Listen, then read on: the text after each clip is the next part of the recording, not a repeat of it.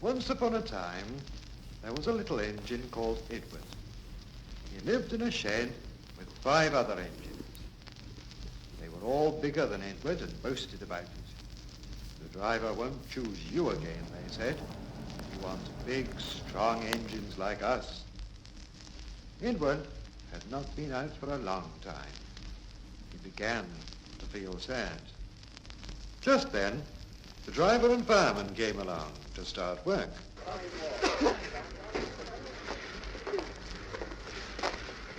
The driver looked at Edward. "Why are you sad?" he asked. "Would you like to come out today?" "Yes, please," said Edward. So the fireman lit the fire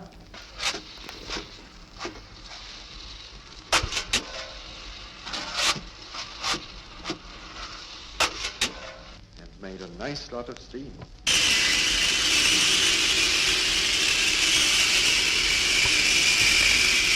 Then the driver pulled the lever and Edward puffed away.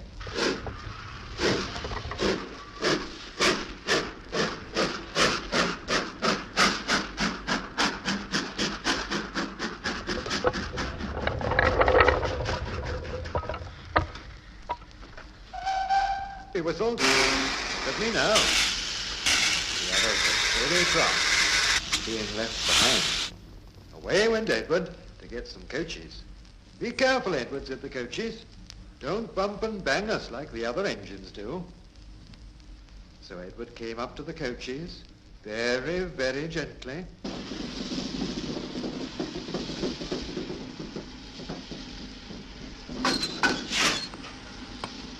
And the shunter fastened the coupling. "Thank you, Edward," said the coaches. "That was kind. We're glad you're taking us today."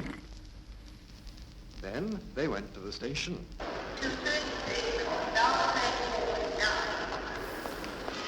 Where the people were waiting. Whistled Edward. "Get in quickly, please." So the people got in quickly. And Edward waited happily for the guard to blow his whistle and wave his green flag. He waited and waited. There was no whistle, no green flag. Where is that guard? Edward was getting anxious. The driver and fireman asked the station master, "Have you seen the guard?" "No," he said. They asked the porter, "Have you seen the guard?" "Yes, last night," said the porter. Edward began to get cross.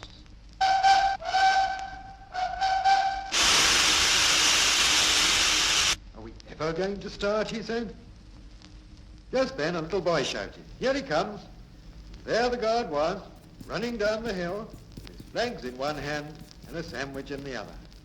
He ran onto the platform, blew his whistle, and jumped into his van. Edward puffed off.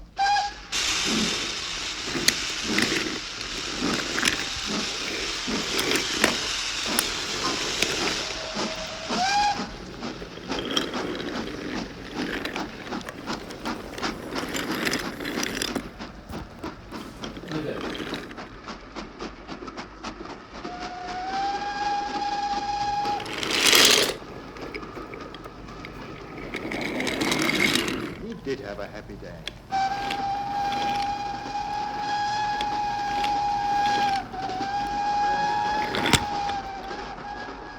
All the children ran to wave as he went past.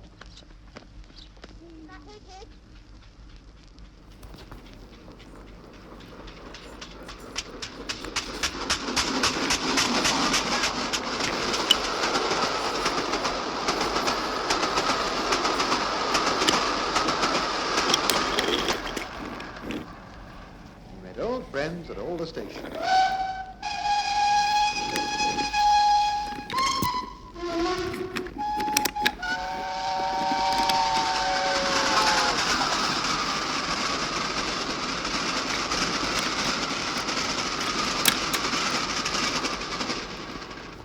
He worked so hard that the driver promised to take him out again next day. "I'm going out again tomorrow," he told the other engines that night in the shed. "What do you think of that?" But he didn't hear what they thought, but he was so tired and happy that he fell asleep at once. One of the engines in Edward's shed was called Gordon. He was very big and very proud. "You watch me this afternoon, little Edward," he boasted, "as I rush through with the express. That will be a splendid sight for you." Just then, his driver pulled the lever. "Bye, little Edward," said Gordon as he puffed away.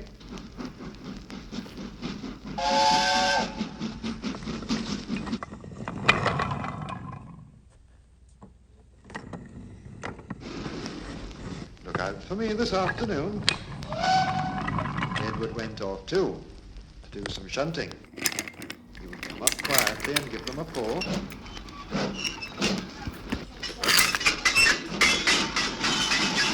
"Oh, oh, oh, oh, oh," screamed the driver. "Whatever is happening?" Then he would stop, and the silly trucks would go bump into each other. "Oh, oh, oh," they cried again. Edward pushed them until they were running nicely. And when they weren't expecting it, he would stop. One of them would be sure to run onto another line. Edward played until there were no more trucks. Then he stopped to rest.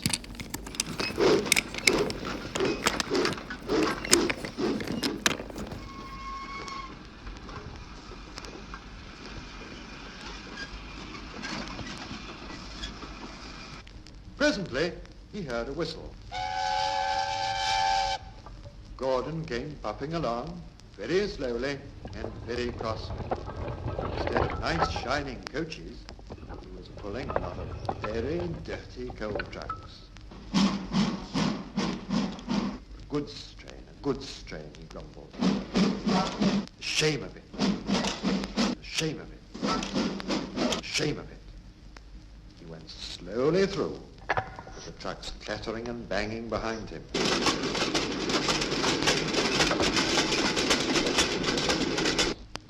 Edward laughed and went to find some more trucks. Soon afterwards, a porter came and spoke to his driver. "Gordon can't get up the hill.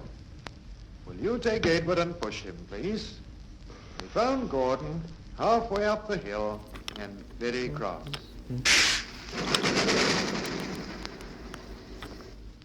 His driver and fireman were talking to him severely.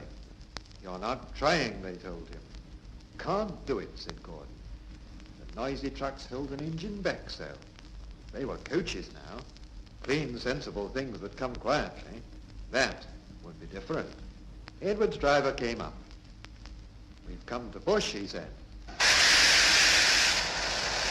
"No use at all," said Gordon. "You wait and see," said Edward's driver. They brought the train back to the bottom of the hill. Edward came up behind the brake van ready to push. "I'm ready," said Edward. "No good," grumbled Gordon. The guard blew his whistle. They pulled and pushed as hard as they could.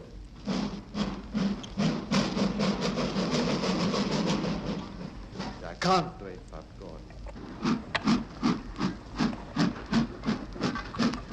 "I will do it," puffed Edward.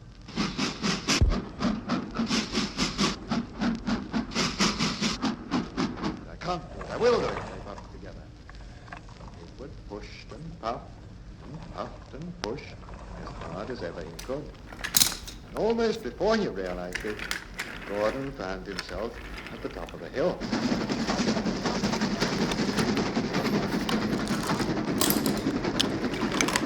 "I've done it, I've done it, I've done it, I've done it," he said proudly. He forgot all about Edward pushing behind. He didn't wait to say thank you, but ran on so fast that he passed 2 stations before his driver could make him stop.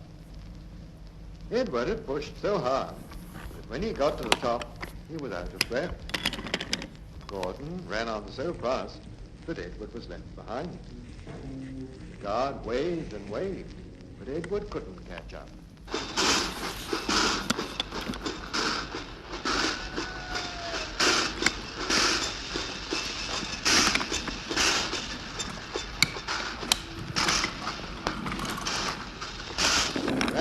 next station.